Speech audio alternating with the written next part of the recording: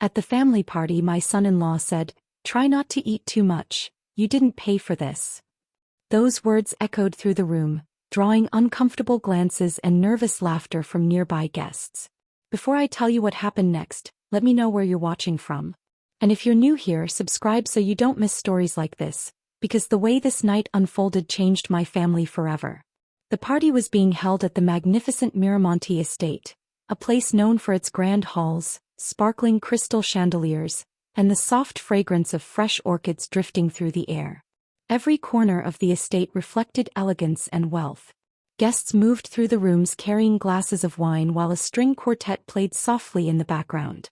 I arrived wearing a simple navy dress. It wasn't designer, and it certainly didn't stand out among the expensive outfits worn by many of the guests. That never bothered me. I had always preferred comfort over attention. As I made my way through the buffet line, I carefully selected a modest portion of food. I wasn't trying to draw attention to myself. I simply wanted to enjoy the evening with my daughter, Celia. But Vance had other plans.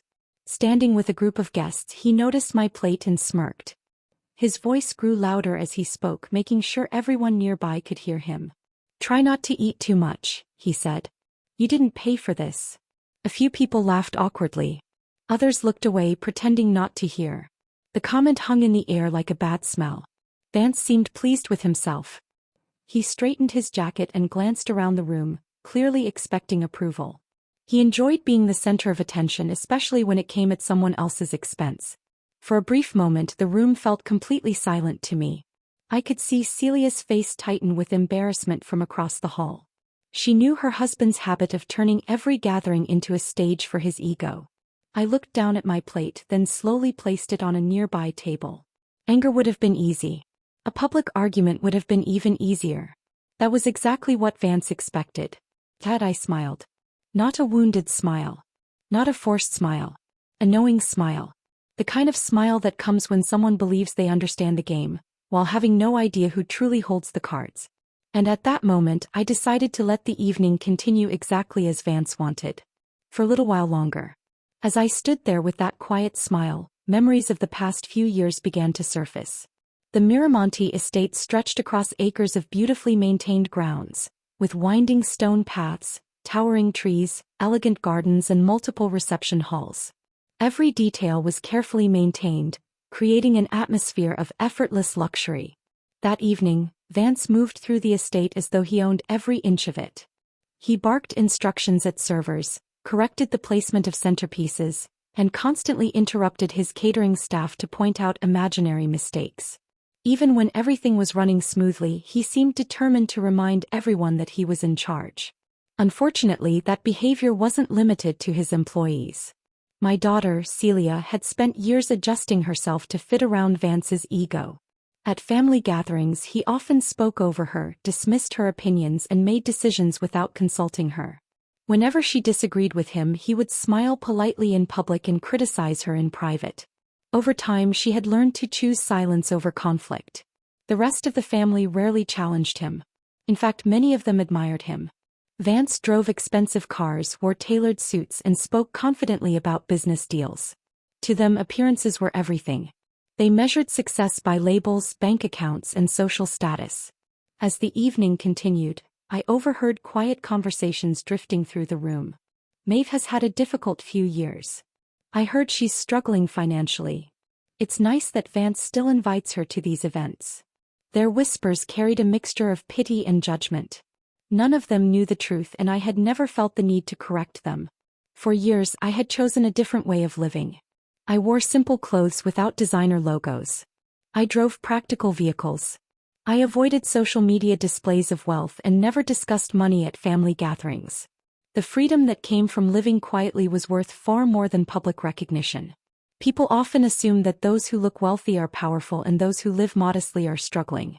That assumption had become the foundation of Vance's confidence. He believed the image he had created. So did everyone else.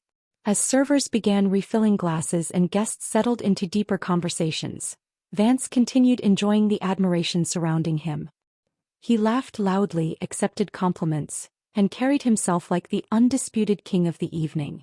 What he didn't realize was that the entire hierarchy he depended on existed only because nobody had challenged it. And very soon that illusion would begin to crack. As dinner was announced, guests gradually took their seats around a magnificent mahogany table that seemed to stretch the length of the room. Crystal glasses reflected the warm glow of candlelight, and polished silverware gleamed beneath the elegant chandeliers. Conversations blended into a steady hum as plates were served and chairs settled into place. Vance remained at the center of attention. Holding a bottle of rare vintage wine, he moved around the table with practiced confidence, filling glasses while accepting compliments from relatives and business associates. He made a show of discussing the wine's age and exclusivity, speaking as though he were hosting a gathering reserved for society's elite. When he reached my side of the table, however, he continued walking. Without acknowledging me, he poured wine for the guest beside me and then the guest on my other side. The omission was obvious. Several people noticed it immediately but chose to remain silent. A few exchanged glances before quickly looking down at their plates. Vance acted as though nothing unusual had happened. Moments later, he launched into another story about his future plans. He described a luxury townhouse he expected to secure under a long-term lease, emphasizing the neighborhood, amenities, and prestige attached to the property.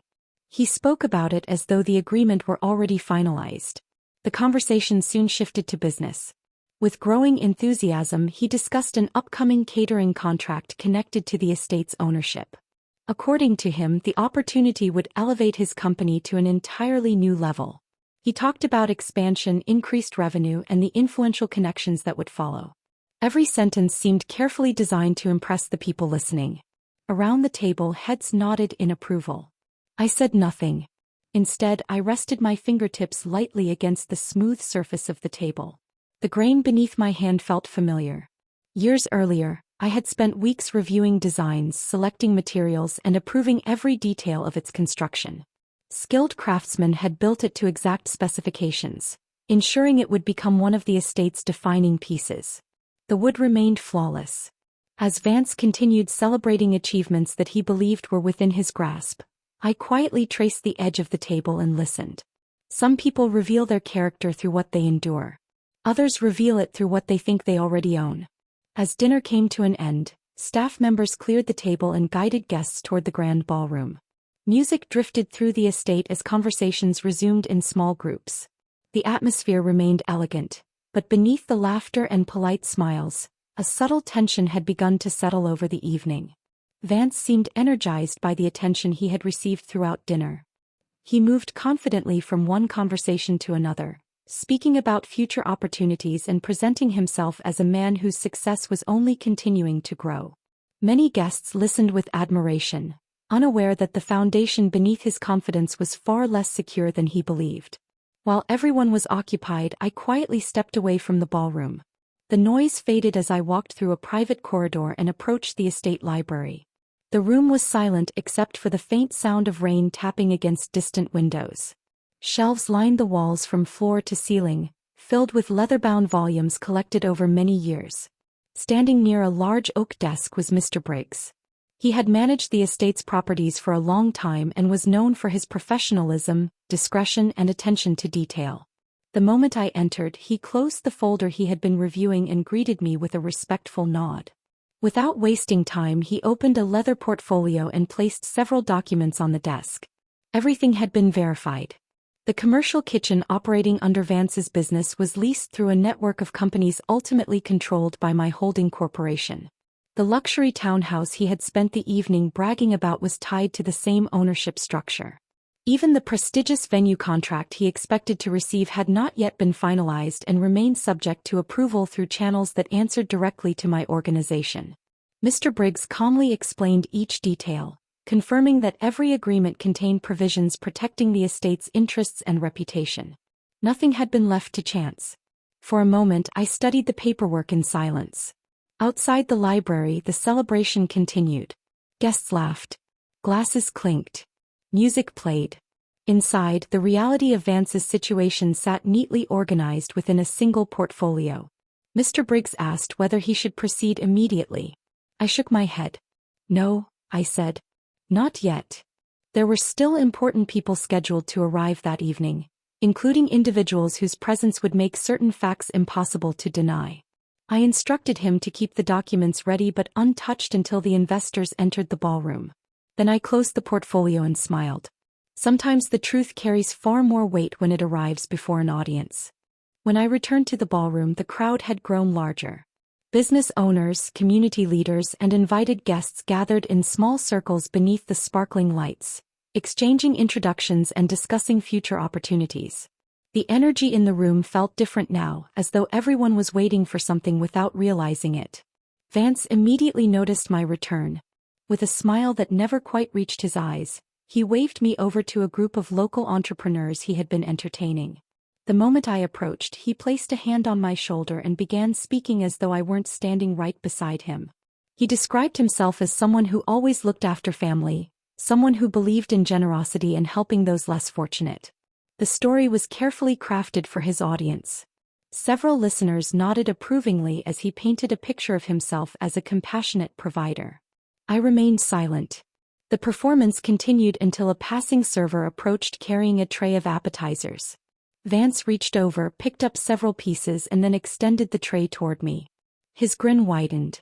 "Take a few extra," he said loudly enough for everyone nearby to hear. "Maybe it'll help with your grocery budget this week." A few people laughed awkwardly. Others looked uncomfortable. The insult was wrapped in humor, giving him room to pretend it was harmless if anyone challenged him. But everyone understood exactly what he meant. Before I could respond, Celia stepped forward.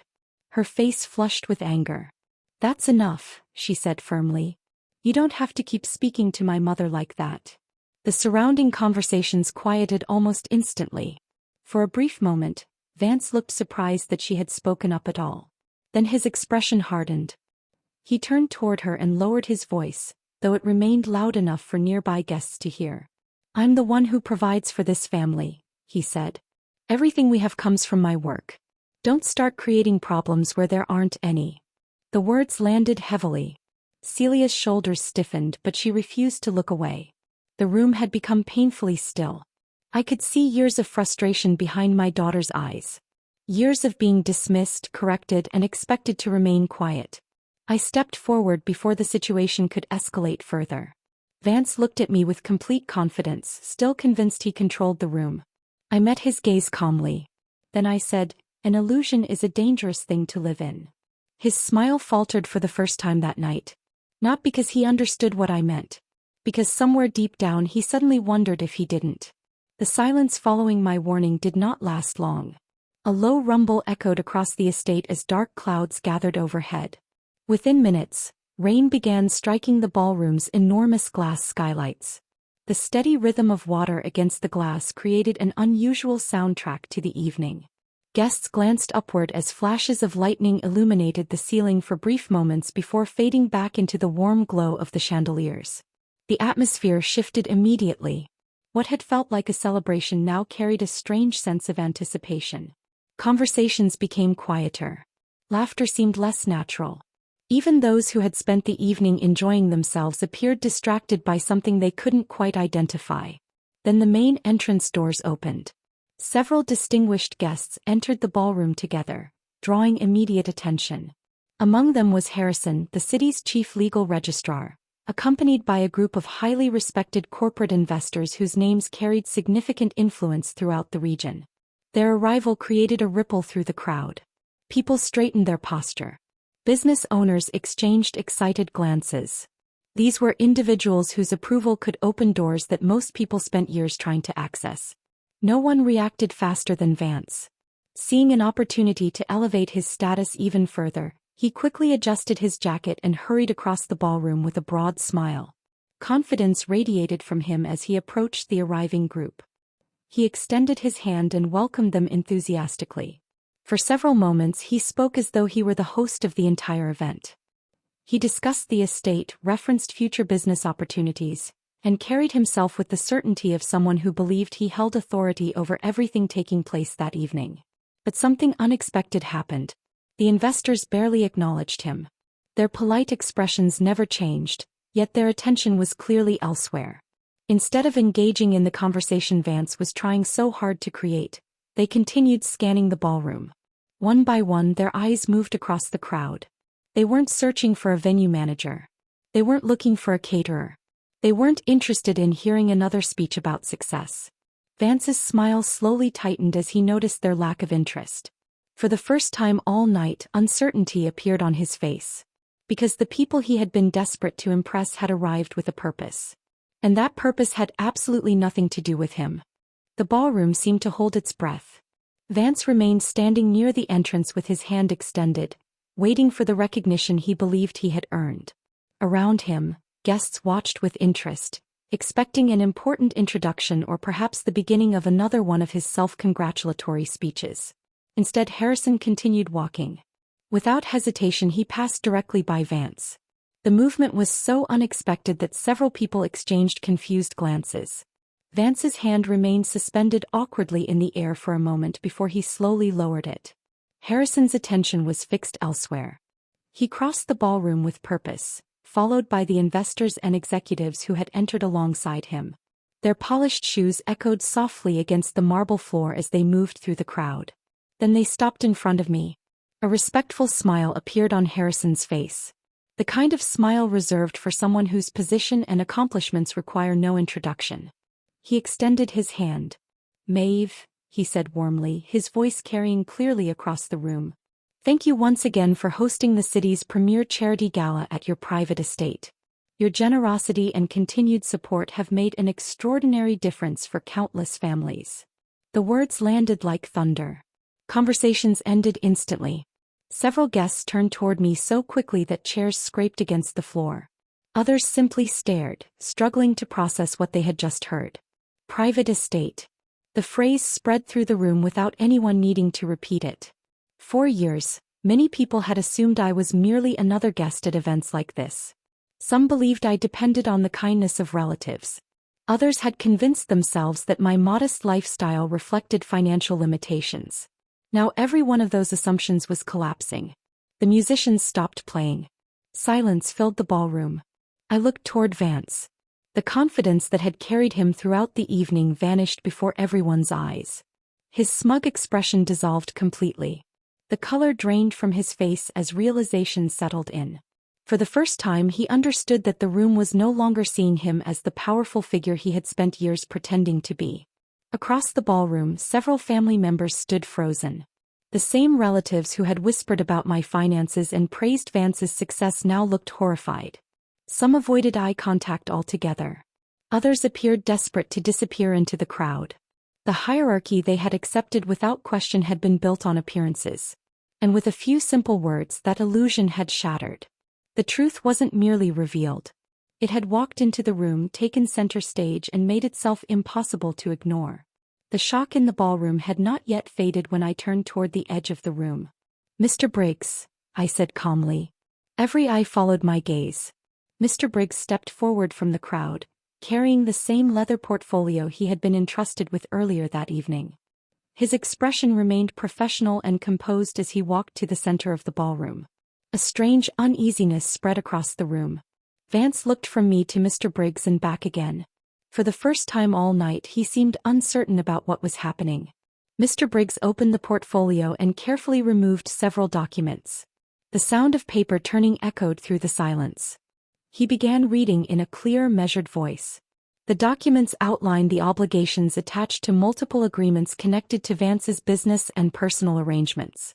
Among them were cross-default provisions and conduct clauses requiring tenants and contractors to maintain standards consistent with the reputation and interests of the ownership group.